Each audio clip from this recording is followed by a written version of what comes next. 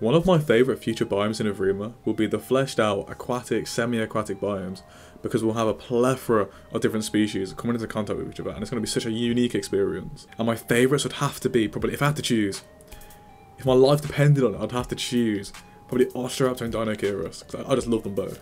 Since the arrival of the absolutely stunning Baryonyx model, I love it.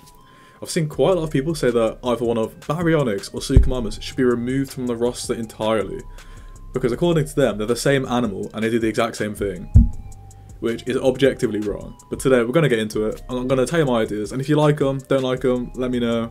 I love chatting to you guys. Also, thank you for 127 subscribers. I love you all, you absolute beautiful people. We can already assume that Baryonyx will be faster than Suchomimus, more agile, and have a potentially more aquatic lifestyle, which in my opinion, I think it should. I theorise the latter, because for overall gameplay, I think it should be better if the three Spinosaurids had different relationships when it comes to water sources, especially considering the size difference and the weight differences between them. For example, Baryonyx being the smallest of the trio, it should be able to use water as an escape route from more terrestrial predators and rely on a more aquatic lifestyle since it doesn't have the size or presence that the Spinosaurus or Suchomimus has. So in essence, water is the most valuable asset Baryonyx has. Well, Sucho, not so much. To go slightly more in depth, Baryonyx isn't going to be competing with other mid-tiers like Stratosaurus or Carnotaurus.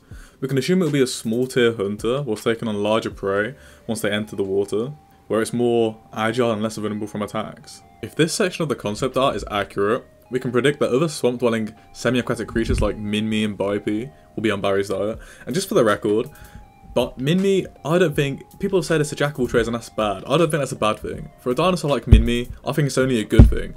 But that is a topic for another day.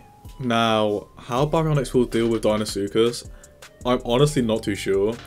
When it comes to the slap it does here, I don't know. I don't know what I can say to that, because maybe that implies Baryonyx going to be using its claws a lot more, which I hope it does, because we love claw action around here. But I guess this is where the terrestrial gameplay comes into aspect, because escape Deinosuchus, because surely adult Deinosuchus will just be tearing through the Baryonyx population. One bite and you're done. But I guess, I mean, we'll have to see. We'll have to see. But actually, I'd love Deinosuchus to be on Baryonyx's diet, because we need that extra population control for the apex tiers. In conclusion, Baryonyx will be a decent hunter on land, but it should pick its battles very, very carefully. In the water, however, it should have the obvious upper hand on creatures that are in the same weight class or the same size range. Sucho, however, is in a league in its own when it comes to mid-tiers. In fact, I've seen some people say Sucho is so big, this is where it gets dumb, they say it's so big that it shouldn't be able to swim or dive, instead it should be able to wade. I'm gonna let that sink in for a second. Any dinosaur in the roster can wade, theoretically. If I hopped on my Carnotaurus on like EU3 or whatever, I could stand in like a riverbank, see an elite fish, bite until I kill it, you know? Like, theoretically, that is wading. Like, that's just a terrible idea. I know exactly who told me that as well. I'm not going to call them out, but they were very rude when they told me that. But, anyway, we digress. Actually, I will call them out. We already know that Suchomimus is a pseudo-apex, or at the very least, the biggest mid-tier in the game, carnivore-wise. That alone gives it the freedom that Baryonyx simply doesn't have. Sucho can bully a Ceratosaurus, or maybe even an Allosaurus, or maybe even two Carnotauruses off a corpse with relative ease, and it doesn't risk getting punished and predated on from large carnivores. But then if it does face, let's say, an Acro, Spinosaurus, that's a bad example, T-Rex, Giga, it can use the water as an escape route, just like Barry can. But it relies more on the land and the terrestrial aspect, simply because of how big it is and the power it has. In my opinion, Suchomimus should be the perfect in-between when it comes to terrestrial and aquatic gameplay, when referring to the Spinosaurs that come into the game. And what I mean by that is, Baryonyx should rely on water the most, and water sources the most.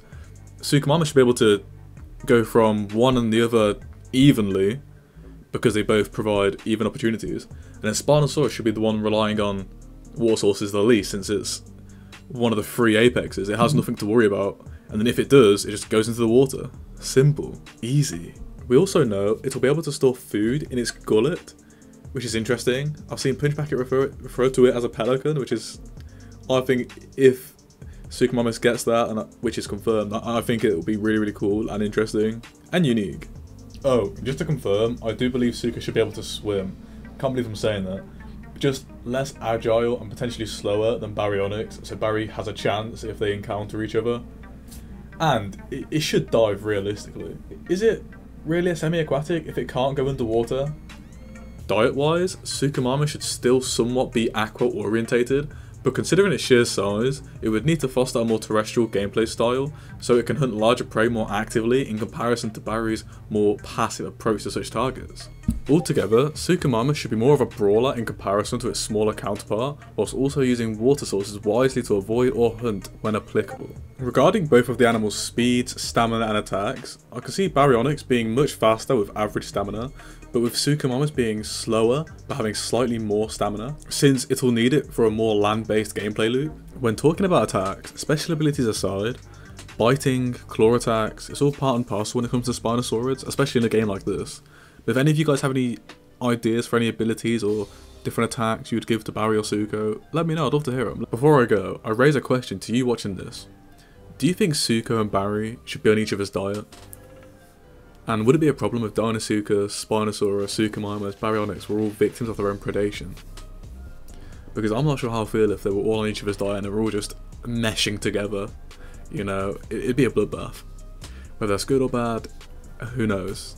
But anyway, I'll see you in the next one. Have a lovely evening. Have a lovely night, day, morning, day at work, life. Hope your pets are doing well. Your mum, dad, sister, brother, auntie, uncle, niece, nephew. Yeah. I'll see you around.